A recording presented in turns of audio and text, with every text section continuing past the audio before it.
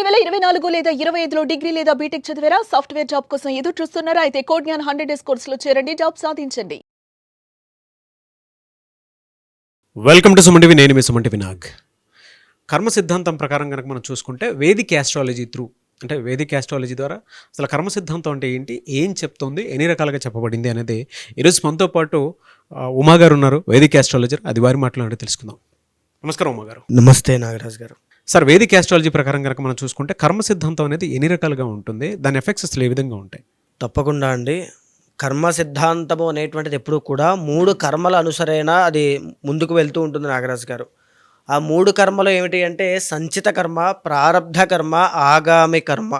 ఏమిటి 3 అంటే ప్రతి మనిషికి కూడా వీటితో సంబంధం ఉంటుంది. ప్రతి మనిషికే కాదండి, ప్రతి జీవరాశికి, మన కంటికి కనిపించే చీమకి, కంటికి కనిపించిన క్రిమి కీటకాలకి, మనకి కంటికి కనిపించే జంతువులకి, పశు పక్షాదులకి కూడా కర్మ సంబంధం ఉండడం వల్లనే అవి ఆ జన్మ ఎత్తాయి. కొంతమంది జన్మించినప్పుడు కాళ్ళు చేతులు అనేటువంటివి సరిగ్గా రాక ఇబ్బంది పడుతూ పుడుతుంటారు. వాటిని బాల అరిష్టములు అని చెప్తాం. వాళ్ళు మాత్రమే ఎందుకలా జన్మించారు, కారణం ఏమిటి? కొంతమంది పుట్టుకతోనే భాగ్యవంతము అంటే గోల్డెన్ స్పూన్తో పుడతారు. సో వాళ్ళకి ఆ యోగం పట్టడానికి కారణం ఏమిటి?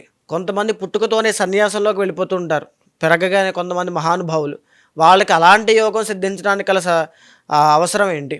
ఇవన్నీ కూడా కర్మ అనేటువంటిదే ప్రతి ఒక్కరిని నడిపిస్తూ ఉంటుంది. కర్మానుసారైన బుద్ధి అంటాము. అంటే ఆ కర్మ ఉంటేనే మనకి ఆ సమయంలో అలాంటి బుద్ధి పుడుతూ ఉంటుంది.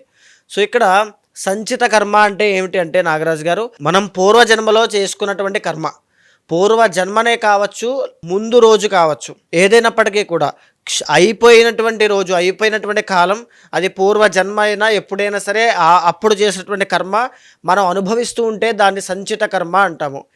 ఈ సంచిత కర్మ అనేటువంటి దానివల్లనే మనం ఈ జన్మ ఎత్తాను. నేను ఈ దేహం ఎత్తడానికి, నాకు ఈ కళ్ళద్దాలు రావడానికి, లేదా నేను ఇలా ఒక బంగారం పెట్టుకోవడానికి, ప్రతిదానికి కూడా సంచిత కర్మ అనేటువంటిది ముడిపడి ఉంటుంది. తరువాత రెండవది ప్రారబ్ధ కర్మ అని ఉంటుందండి. ప్రారబ్ధ కర్మ అంటే ఇప్పుడు నేను చేసేటువంటి పని ఆధారంగా పుట్టేటువంటి కర్మ.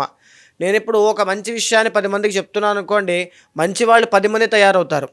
అదే ఒక చెడ్డ విషయాన్ని చెప్తూ రెచ్చగొడుతున్నాను అనుకోండి, అక్కడ 10 మంది ఉగ్రవాదులు తయారవుతారు. సో ప్రతి పనికి ఒక రిఫ్లెక్షన్ అనేటువంటిది కనబడుతుంది నాగరాజు గారు. కర్మ క్రియకి ప్రతిక్రియ ఉన్నట్టుగా. నేను ఇలా ఒక నిప్పును పట్టుకుంటే నాకు కాలుతుందా లేదా, ఇన్స్టెంట్ రియాక్షన్ నాకు కనబడుతూ ఉంటుంది. నేను ఎక్కువగా మద్య మాంసాదులన్నీ బాగా ఎక్కువగా తీసుకుంటున్నాను అనుకోండి, ఆరోగ్య సమస్యలు విపరీతంగా వస్తాయి. అంటే చాలామంది ఒక క్వశ్చన్ అడుగుతూ ఉంటారు, మానవ సంకల్పము అని. మానవ సంకల్పం ఉంటే జాతకాన్ని కానీ, కర్మని కానీ, విధిని కానీ ఎదిరించవచ్చా, అలా నిల్చున్న వాళ్ళు లేరా అని క్వశ్చన్ అడుగుతూ ఉంటారు. అదే ప్రారబ్ధ కర్మ అండి. అంటే ఇప్పుడు నాకు ఒక రకమైన సమస్య వచ్చింది. సమస్య అనేటువంటిది కర్మ వల్ల వచ్చింది, నాకు సంబంధం లేదు. నాకైనా మీకైనా ఎవరికైనా సరే ఆ సమస్య అనేటువంటి బాణం మన మీద పడుతున్నప్పుడు మనం దానికి ఎదురొడ్డి నుంచున్నామా, భయపడి పరిగెడుతున్నామా అనేటువంటిది మన కాన్షియస్ని మీద ఆధారపడి ఉంటుంది, మన బుద్ధి మీద. అదే ప్రారబ్ధ కర్మ. సో మనం దాన్ని ఎలా తీసుకుంటున్నాం, ఆ సిచ్యువేషన్ ఎలా హ్యాండిల్ చేస్తున్నాం. ఆకలి పుట్టినప్పుడు 10 మందిని యాచించడం వేరు, దొంగతనం చేయడం వేరు, కొట్టి తీసుకోవడం వేరు. ఆకలి ఒకటేనండి, అది కర్మ. నువ్వు కొట్టావా, యాచించావా, దొంగతనం చేసావా అనేదే ప్రారబ్ధ కర్మ. ఈ మూడిట్లో నువ్వేం చేసినా దానికి ప్రతిఫలం మళ్ళీ వెంటనే అనుభవించేస్తావు. అదే ప్రారబ్ధ కర్మ. అయితే ఇదే కాకుండా మన వంశంలో ఎవరైనా ఏదైనా చేసి ఉంటే అది కూడా మనకి ఎఫెక్ట్ అవుతుందండి. ఎందుకు ఎఫెక్ట్ అవుతుంది? మనం ఏ కారణం లేకుండా వాళ్ళ కడుపున కానీ, వాళ్ళ వంశంలో కానీ ఎందుకు జన్మించాం? వాళ్ళ ఇంటి పేరుతో, వాళ్ళ గోత్రంతో మనం ఎందుకు పుట్టాం? సో ఆ కర్మ ఉంది కాబట్టే మనం పుట్టాం. సో ఆ కాలసర్పదోషాలు, పితృశాపాలు ఇవన్నీ కూడా వంశపారంపర్యంగా వచ్చేటువంటివే. అది కూడా కర్మదోషములే అండి. ఇక మూడవది ఆగామి కర్మ. అంటే ఈ సంచిత కర్మ కావచ్చు. అంటే ఇప్పుడు సంచిత కర్మ ఉంది అండి, మనం ఎన్నో తప్పులు చేసాం, కానీ ఆ తప్పులకి అన్నీ ఇప్పుడే అనుభవించేస్తామంటే కాదు. మనము ఏ కారణం లేకుండా ఒక మహారాజును కొట్టాము, అతన్ని తీవ్రంగా అవమానించాము. ఆ కర్మ మనం ఎలాగ మనం పొందుతాం? మళ్ళా మనల్ని కూడా మన మహారాజులా కానీ, మన ఒక లీడర్లా కానీ ఉన్నప్పుడు మనల్ని ఎవరైనా కొట్టినప్పుడే ఆ కర్మ ప్రతిక్రియగా తీరుతుంది. అలా నేను మహారాజు అవ్వాలంటే నాకు ఎంత పుణ్యం రావాలి? ఆ అంత పుణ్యం వచ్చినప్పుడు ఆ కర్మ నాకు ఎఫెక్ట్ అవుతుంది. అలాగా కర్మ అనేటువంటిది ఒకేసారి రాదు. మన యొక్క ప్రవర్తన బట్టి దాని యొక్క ఆధారంగా జన్మలు బట్టి అది వస్తూ ఉంటుంది. అలాగే బ్యాలెన్స్ ఉన్నటువంటి సంచిత కర్మ, ఇప్పుడు మనం చేసేటువంటి ప్రారబ్ధ కర్మ రెండు కలగలిపి వచ్చి మనం ఫ్యూచర్లో అనుభవించేటువంటి పరిస్థితులే ఆగామి కర్మ. ఉదాహరణకి ఇప్పుడు ఎవరినైనా నేను కొట్టాను అనుకోండి, అతను నన్ను తిరిగి కొడతాడు, లేదా నేను మళ్ళీ తిరిగి కొడతాను. హాస్పిటల్కైనా వెళ్ళొచ్చు, జైలుకైనా వెళ్ళొచ్చు అనేటువంటిది ఆగామి కర్మ. ఖచ్చితంగా అది జరుగుతుంది. సో ఈ విధంగా కర్మ అనేటువంటిది ప్రతి రాశిని, ప్రతి నక్షత్రాన్ని, ఈవెన్ ప్రతి మనిషిని, ప్రతి జీవరాశిని కూడా ఎఫెక్ట్ చేస్తూ ఉంటుందండి. సో ఈ రాశులకి వాటికి సంబంధం ఏంటి అని చాలామంది కన్ఫ్యూజ్ అవ్వచ్చు. ఉదాహరణకి మేషరాశిలో జన్మించినప్పుడు అధిపతి కుజుడవుతారు. ఎందుకు అధిపతి కుజుడయ్యారు? మేషరాశిలోనే ఎందుకు జన్మించాము? ప్రతిదీ కూడా ఇంటర్లింక్డ్ ఉంటుందండి. ఈ టైంలో ఈ రాశి వాళ్ళకి బాగాలేదు, మనం ఎలా చెప్పగలిగాము? ఆ కనిపించేటువంటి జ్యోతిష చక్రం బట్టి మనం చెబుతూ ఉంటాం గోచారంలో. ఆ కర్మానుసారేనా మనం ఆ నిమిషంలో పుట్టడానికి కూడా కారణం కర్మనే. సో దాన్ని ఇండికేట్ చేసేదే ఆస్ట్రాలజీ. మీరు చెప్పిన దాని ప్రకారం కనుక మనం చూసుకుంటే కన్యా రాశి వారికి ఈ 3 కర్మ సిద్ధాంతాల్లో కనుక మనం చూసుకుంటే ఏ కర్మ సిద్ధాంతం ఉండేటువంటి అవకాశం ఉంటుంది? ఎస్పెషల్లీ విమెన్కి ఈ ఆగస్టు సెప్టెంబర్ మంత్ నుంచి డిసెంబర్ వరకు ఏ విధంగా ఉంటుంది అసలు? తప్పకుండా అండి. కన్యా రాశి వాళ్ళకి ప్రధానంగా మనం చూసుకుంటే ఈ సంచిత ప్రారబ్ధ ఆగామి కర్మల్లో భాగంగా ఈ సంచిత కర్మ వల్ల మ్యారిటల్ లైఫ్లో ప్రాబ్లమ్స్ అనేటువంటివి వస్తాయండి. చాలామందికి లేట్ మ్యారేజ్ అవ్వడం కానీ, మ్యారిటల్ లైఫ్లోకి వెళ్ళిన తర్వాత కుటుంబ పరంగా వచ్చేటువంటి సమస్యలు కానీ, ఫైనాన్షియల్ ప్రాబ్లమ్స్ అనేటువంటివి రావడం, లేదా 2 మ్యారేజెస్ చేసుకోవడం. ఈవెన్ వీళ్ళ లైఫ్లో అంటే వీళ్ళు ఎలా ఉంటారంటే కన్యా రాశి వాళ్ళు generally very soft and decent అండి. అంటే పెరిగేటువంటి క్రమంలో నాకు ఇలాంటి భార్య కావాలి, ఇలాంటి భర్త కావాలి అని కలలు కంటూ ఒక అందమైన జీవితాన్ని గడపాలనే ఆశలతో పెరిగినటువంటి వాళ్ళగా ఉంటారు. కానీ అది అలా జరగదు కన్యా రాశి వాళ్ళకి. కాకపోతే మీ పర్సనల్ చార్ట్లో గురుడు బాగుంటే మాత్రం ఖచ్చితంగా జరుగుతుంది. సో ఇక్కడ గురుడు అనేటువంటి ఆయన 4th and 7th లార్డ్ అవ్వడం వల్ల మీకు ఫైనాన్షియల్లీ ట్రబుల్స్ అనేటువంటివి చాలా ఎక్కువ వస్తాయి, లేదా మిమ్మల్ని డీఫేమ్ చేయడానికి, మీ మీద ఎలిగేషన్స్ అనేటువంటివి రావడానికి చాలా ఎక్కువగా ఛాన్సెస్ ఉంటాయి.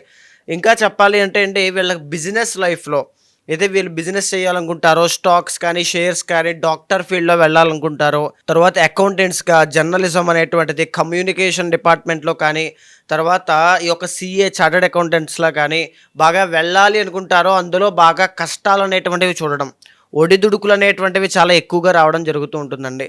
అండ్ ప్రధానంగా వీళ్ళు చూసుకుంటే కనుక వీళ్ళకి వెన్నుపూసకు సంబంధించినటువంటి ఇబ్బందులు, ఈ లోయర్ బ్యాక్ పెయిన్స్ కానీ, సయాటికా, స్పాండిలైటిస్ కావచ్చు, లేదనుకుంటే కిడ్నీ సంబంధిత, ఎస్పెషల్లీ విమెన్కి ఫ్యాటీ లివర్ కానీ వాళ్ళకి కూడా కిడ్నీ, యూరినరీ ట్రాక్ ఇన్ఫెక్షన్స్ కావచ్చు, హార్మోనల్ ఇంబ్యాలెన్సెస్ కావచ్చు, ఇలాంటివన్నీ కూడా తరచూ చిన్న వయసు నుంచే చూస్తున్నారన్నా లేదా వస్తున్నాయన్నా ఇది ఈ సంచిత కర్మ వల్ల వస్తున్నాయని మనం చెప్పొచ్చండి. దీంతో పాటు భాగంగా ఏంటి అంటే రుణ బాధలు. కన్యా రాశి వాళ్ళు వేరే సాఫ్ట్ అండ్ డీసెంట్ అయినా, లైఫ్లో ఒక డిసిప్లైన్డ్గా ముందుకు వెళ్ళినా అనుకోని సందర్భాల్లో తప్పకుండా అప్పులు అనేటువంటి అయ్యే అవకాశం ఉంటుంది. అంటే దేనికోసం అవుతారు? ఏదైనా ఒక స్థలం కొనడానికి, లేదా ఒక వాహనం కొనడానికి, లేదా ఒక భూమి కొనడానికి, వీటి కోసం చేస్తారు. కానీ ఆ స్థలము లేదా వాహనము లేదా భూమి ఖచ్చితంగా ఎక్కడ లిటిగేషన్లో ఇరుక్కునే అవకాశాలు ఉంటాయి. అక్కడ డబ్బులు బ్లాక్ అవుతాయి, ఇక్కడ ఈ ప్రాపర్టీ కూడా బ్లాక్ అవుతుంది. ఇలాంటి సందర్భాలు, బికాజ్ కుజుడు ఈ భూ సంబంధిత వ్యవహారం చేసేటువంటి గ్రహము. అదేవిధంగా కోర్టు సంబంధించిన న్యాయ వివాదములు అనేటువంటివి జరుగుతుంటాయి, న్యాయపరమైన చిక్కులు పడడం, ఇలాంటివన్నీ కూడా ఈ సంచిత కర్మ వల్లే వీళ్ళకి జరుగుతూ ఉంటాయండి. ఈ ప్రారబ్ధ కర్మ అనేటువంటిది వీళ్ళకి ఎలా ఎఫెక్ట్ అవుతుంది అంటారు నాగరాజు గారు? వీళ్ళకి ఎలా ఎఫెక్ట్ అవుతుంది అని అంటే, వీళ్ళు జీవితంలో ఏదైతే వీళ్ళకి మ్యారిటల్ లైఫ్లో వచ్చే ఇబ్బందులు కానీ, వీళ్ళకి ఇందాక మనం చెప్పుకున్న బిజినెస్లో కానీ, డాక్టర్ ఫీల్డ్లో కానీ, దీంట్లో గ్రోత్ అనేటువంటి సరిగ్గా లేకపోవడం, ఈ అకౌంట్స్ అన్నీ చూసుకునేటువంటి దాంట్లో కానీ, కోర్టు వ్యవహారాల్లో కానీ సరైన నిర్ణయం తీసుకోలేకపోవడం వల్ల ఆ సంచిత కర్మని అనుభవించేటువంటి యోగం వీళ్ళకి పడుతుంది. అలాంటి నిర్ణయం తీసుకోవాలంటే ఏం చేయాలి అంటే జాగ్రత్తగా ముందుగానే అడుగులు వేయాలి. చాలా సందర్భాల్లో చాలామంది, ఈవెన్ బుధుడు అంటే ట్రేడింగ్, స్టాక్ మార్కెట్ కూడా వస్తుందండి. మనం చెప్పే ఎగ్జాంపుల్ వాళ్ళకి బాగా యాప్ట్ అవుతుందని కూడా చెప్పొచ్చు. చాలా సందర్భాల్లో నా దగ్గరికి వచ్చినటువంటి వాళ్ళకి ఈ టైం అనేటువంటిది బాగా లేదు అంటే, సో వాళ్ళు ఏంటి అంటే వేరే వాళ్ళకి ఇన్ఫ్లుయెన్స్లో కానీ ఈ టైంలో డబ్బులు పెడితే ఖచ్చితంగా వస్తాయి అనేటువంటి ఉద్దేశంలో ఉండి చెప్పినా సరే ఆ టైంలో ఖచ్చితంగా అదే చేస్తారు. చేసిన తర్వాత నష్టపోయి తర్వాత ఎప్పుడో ఒక 6 months తర్వాత ఆ రోజు నేను ఇలాగ మీకు మొహం చూపించుకోలేక ఇప్పుడు అప్రోచ్ అయ్యానండి అని చెప్తూ ఉంటారు. అంటే మరి ఆ టైంలో ఎందుకు వాళ్ళు చేశారు, వాళ్ళకి తెలిసి కూడా అంటే వస్తుంది అనే ఒక అపనమ్మకం వల్ల. ఖచ్చితంగా అది ఎలా వస్తుంది, ఆ టైంలో వాళ్ళతో ఆ పని అది ఎందుకు చేస్తుంది ప్రకృతి అని అంటే ఈ ప్రారబ్ధ కర్మ.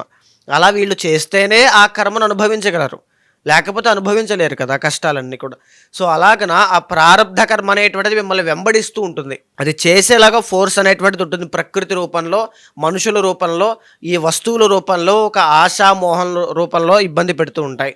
సో వాటి నుంచి మనం భగవత్ శక్తి వల్ల మాత్రమే బయటికి రాగలం. భగవంతుడికి ఎప్పుడైతే మనం సరెండర్ అయ్యి ఆ సంచిత కర్మ నుంచి తప్పించునాయన అన్నప్పుడు ఏదో ఒక విధంగా మన చెవిలో ఒక మాట పడి ఈ టైంలో మనం అలాంటివి చేయకూడదు అనే ఒక మాట పడడం, ఈ వీడియో మీ దాకా వచ్చి జాగ్రత్త మీ దాకా వినపడుతోంది అన్న ఏదో ఒక కారణం ఖచ్చితంగా ఉండే ఉంటుంది. సో అలాగా జాగ్రత్తలు సో మన భాషలో, మన భావాజాలంలో మనం జాతకం ద్వారా తెలియజేస్తాము. మీ ఇంట్లో పెద్దవాళ్ళు ఆ జాగ్రత్తలు చెప్పచ్చు, ఎవరైనా చెప్పచ్చు. సో ఈ విధంగా ఈ సంచిత కర్మ అనేటువంటిది ఇబ్బంది పెడుతూ ఉంటుందండి. అయితే మీరన్నట్టుగా ఈ ఆగస్టు, సెప్టెంబర్, అక్టోబర్, నవంబర్ ఈ మాసాల్లో వీళ్ళకి ప్రస్తుతం 12వ స్థానంలో రవికేతువుల యొక్క సంచారం జరుగుతోంది. దీని మూలకంగా ఆరోగ్య భంగము అనేటువంటిది కనబడడం కానీ, ముఖ్యంగా రాజకీయ నాయకులు కానీ ఎవరైనా ఉంటే వాళ్ళకి పదవిలో కాస్త ఒడిదుడుకులు రావడం, పదవీ యోగం పోవడం, లేకపోతే వీళ్ళ మీద ఎలిగేషన్స్ అనేటువంటివి రావడం, దూరపు ప్రయాణాలు, దూరపు ప్రాంతాలైనటువంటి విదేశాల్లో నివసించే కన్యారాశి వాళ్ళకి అక్కడ వాళ్ళ జీవనాధారం జాబ్స్ రీత్యా ఇబ్బందులు రావడం, పన్నుల్లో ఆటంకాలు అనేటువంటివి చాలా ఎక్కువగా పెరగడం, సమయానికి భోజనం చేయకపోవడం వల్ల వచ్చే అనారోగ్య సమస్యలు ఇరుక్కోవడం లాంటివి ఎక్కువగా కనబడతాయండి. ఈ రవి అనేటువంటి ఆయన వీళ్ళకి ఎప్పుడు బలంగా మారుతారు అంటే రవిగ్రహము వృశ్చికంలోకి వెళ్ళిన తర్వాత బలంగా మారుతారు. అంటే ఎప్పటి నుంచి జరుగుతుంది అంటే సుమారుగా నవంబర్ 17వ తారీఖు దగ్గర నుంచి వీళ్ళకి కనబడుతుంది. నవంబర్ 15 నుంచి డిసెంబర్ 17 దాకా వీళ్ళకి రాజయోగం ఉంది. సో ఈ పీరియడ్ ఆఫ్ టైం మధ్యలో ఈ అక్టోబర్ కానీ సెప్టెంబర్ కానీ అంతా కూడా ఆరోగ్యపరంగా చాలా జాగ్రత్తగా ఉండాలండి. పనుల్లో స్తంభన అనేటువంటిది కనబడుతుంది. ఇంతకు ముందున్నంతగా ఫ్లో ఆఫ్ మనీ మిగతా మాసాల్లో ఉండకపోవడం, ఆరోగ్యం విషయంలో అంతగా ముందుకు వెళ్ళలేకపోవడం, ఈ యొక్క ఎందుకంటే వీళ్ళకి 7వ స్థానంలో శని ఉండి వక్రించి 6వ స్థానాన్ని చూస్తున్నారండి. మ్యారిటల్ లైఫ్లో వచ్చేటువంటి ఇబ్బందులకు ఇక్కడి నుంచి పునాది పడడం కానీ, బిజినెస్లో ఒడిదుడుకులు రావడం, పార్ట్నర్షిప్తో ఇబ్బందులు అనేటువంటివి కనబడుతూ ఉన్నాయి. ఇవన్నీ కూడా జాగ్రత్త కోసం నేను చెబుతూ ఉన్నానండి. ఎందుకంటే శని వక్రించి షష్టాన్ని చూస్తున్నారంటే గొడవలకి, తగాదాలకి దారి తీస్తుంది. మీరు జాగ్రత్త పడి ముందుగా జాగ్రత్త తీసుకున్నట్లయితే ఖచ్చితంగా సరయ్యే మార్గం ఉంటుంది. మిగతాది మీ పర్సనల్ చార్ట్ మీద ఆధారపడి ఉంటుంది కాబట్టి. అయితే ప్రధానంగా గురుడు అనేటువంటి ఆయన అక్టోబర్ తర్వాత వీళ్ళకి ట్రాన్సిట్ అయ్యి 11th వచ్చిన తర్వాత ఎగ్జాల్టేషన్లో వచ్చిన తర్వాత ఈ పార్ట్నర్షిప్లో కానీ, హోమ్ రిలేటెడ్ ఇంటి సమస్యలు కానీ, కుటుంబ వాతావరణంలో కానీ జాగ్రత్తగా ఉండాలి. అక్కడ ఎగ్జాల్టేషన్లో 11th గురుడు వీళ్ళకి కలిసి వచ్చినప్పటికీ కూడా 4 మాసాల్లో మంచి ధనయోగం వచ్చే అవకాశం ఉంటుంది. ఆ డబ్బు మళ్ళీ నిలబడకుండా మీరే ఖర్చు పెట్టే అవకాశాలు కూడా ఆ ఫిబ్రవరి, మార్చ్ తర్వాత మళ్ళీ ఉంటాయి. సో ఓవరాల్గా కన్యారాశి వాళ్ళకి సంచిత కర్మ అనేటువంటిది బిజినెస్ మీద, కుటుంబం మీద, మ్యారిటల్ లైఫ్ మీద, ఆరోగ్యం మీద ఇబ్బంది పెట్టే అవకాశాలు ఈ విధంగా ఉంటాయండి. చాలామంది వేదిక్ ఆస్ట్రాలజీ త్రూ వాళ్ళకు ఉండేటువంటి సమస్యలను పరిష్కరించుకోవాలి అనుకునేటువంటి వాళ్ళు ఉన్నారండి. అవునండి. అలా ఉన్నప్పుడు మిమ్మల్ని అప్రోచ్ అవ్వాలంటే ప్రాసెస్ ఏంటి? తప్పకుండా అండి. నేను ఒక్క విషయం చెబుతున్నానండి. చాలామంది ఈ కెరీర్లో కావచ్చు, మ్యారిటల్ లైఫ్లో కావచ్చు, బిజినెస్లో కావచ్చు, సరైన నిర్ణయం తీసుకుంటే ఎవరైనా హ్యాపీగా ఉంటారు, సక్సెస్ఫుల్గా ఉంటారు, అందరికీ తెలిసిందే.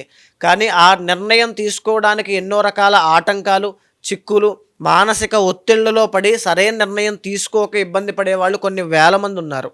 అది ఎడ్యుకేషన్లో అయినా, మ్యారిటల్ లైఫ్లో, రిలేషన్లోనైనా, సంతానం విషయంలో, సరైన స్టడీస్ విషయంలోనైనా, అన్నిట్లోనూ కూడా. అలాంటి వాళ్ళందరికీ కూడా ఒక క్లారిటీ కావాలి, నాకు ఒక జస్టిఫికేషన్ కావాలనుకుంటే మీ వెనకాల నేను ఉంటాను. మీ జన్మ జాతకాన్ని చూసిన తర్వాత గోచారంతో సమన్వయం చేస్తూ మీ జీవితంలో లెఫ్ట్ ఆర్ రైట్ సిచ్యువేషన్ ఎప్పుడు వచ్చినా మీ వెనకాల నేను ఉంటాను. ఒక గైడర్లా కావచ్చు, ఒక మెంటర్లా కావచ్చు, ఖచ్చితంగా ఒక ఫ్యామిలీ మెంబర్ లాగా ఏం చేయాలి, ఎప్పుడు ఎలాంటి నిర్ణయాలు తీసుకోవాలి, ఎప్పుడు జాగ్రత్తగా ఉండాలి, ప్రతిదీ కూడా మీ వెనకాల నుండి నడిపిస్తాను. ఏదైనా దోషాలుంటే తగినటువంటి శాంతి పరిహారములు ఆచరింపచేసి భగవత్ అనుగ్రహం కలిగేలా చేస్తానండి. డెఫినెట్గా. థ్యాంక్ యూ అండి. థ్యాంక్ యూ సో మచ్ అమ్మగారు. నమస్తే అండి. చూసారు కదన్న వీడియో. ఈ వీడియోపై మీ అభిప్రాయాన్ని కమెంట్ బాక్స్లో పోస్ట్ చేయండి. ముఖ్యంగా మీరు కనుక మీకుండేటువంటి సమస్యలు ఏవైతే ఉంటాయో వేదిక్ ఆస్ట్రాలజీ త్రూ ఒక రెమెడీ కావాలి అనుకునేటువంటి వాళ్ళు ఎవరైనా సరే స్క్రీన్ మీద ఉమాగారి కాంటాక్ట్ నెంబర్ కనిపిస్తుంది. యజ్ఞాలు, యాగాలు, హోమాలు అలాంటి క్రతువులు ఏమైనా చేయించుకోవాలి అనుకునేటువంటి వాళ్ళైనా సరే స్క్రీన్ మీద ఉమాగారి కాంటాక్ట్ నెంబర్ కనిపిస్తుంది. దాన్ని మీరు కాల్ ఆర్ మెసేజ్ వాట్సాప్ చేసి వెంటనే అపాయింట్మెంట్ బుక్ చేసుకోండి. అండ్ ఈ వీడియో లైక్ చేసి షేర్ మాత్రం తప్పకుండా చేయండి. ఇలాంటి మరిన్ని వీడియోస్ కోసం మా ఛానల్ ఫాలో అవ్వండి. Thank you.